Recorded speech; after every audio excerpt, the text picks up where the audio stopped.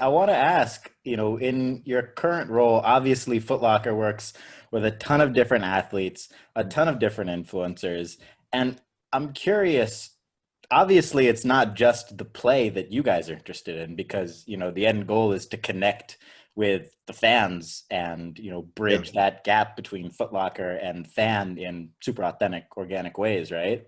So yep. what are the metrics that you look at when, you know, choosing which players and athletes to work with and sign and do different collaborations with?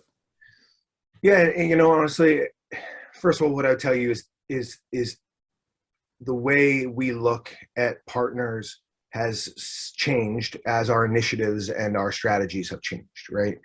And I've been a part of that change in a couple different ways. Where when I for a while was the head of the Foot Locker brand, and we're a portfolio company, which means that we own a bunch of different brands. So we have Foot Locker, Kids Foot Locker, Lady Foot Locker, Foot Action, Champs, and East Bay. And then over in Europe, another brand called Sidestep, and then we actually have a consumer facing sort of energy platform called Greenhouse as well.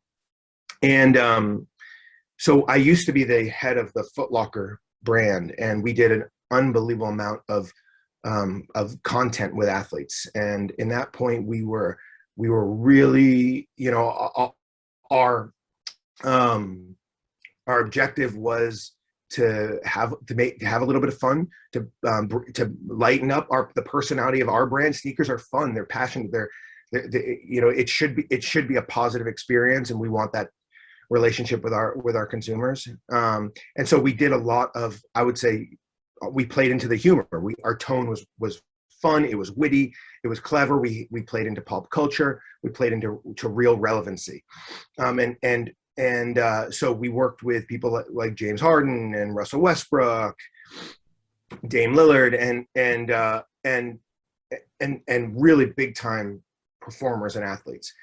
I would say that we've evolved, and a lot of what we look for now in who we work with actually is more on the creator side. I would say more people who resonate in a product creation sense, where we really do try to work with people on a product creation side.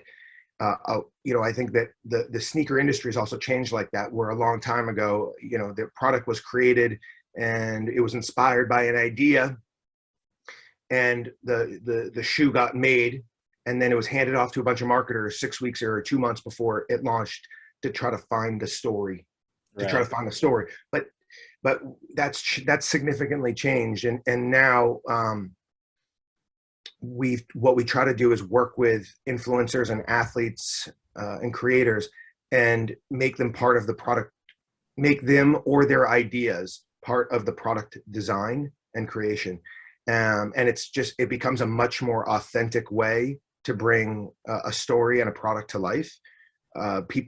Customers love that authenticity, and it resonates with them, and they can smell it when you're sort of making it up and using Right. somebody, I would say, from a instead of using somebody as a creator and somebody who really believes in the program, you're more using them as an influencer or an endorser. And I would At a much rather. billboard. Right. Yeah, and I don't think that works anymore. And people see through it. So I look for people who want to be part of the entire process, and we can tell their story, and they have an amazing story to tell, or they have an incredible design eye, or and I think that you find a lot more people like that today also, because people really want to be seen as dimensional. They don't want to be seen as one thing. A ball player doesn't want to just be a ball player. He wants to be seen as much more. He or she wants to be seen as an advocate, as a fashion icon, and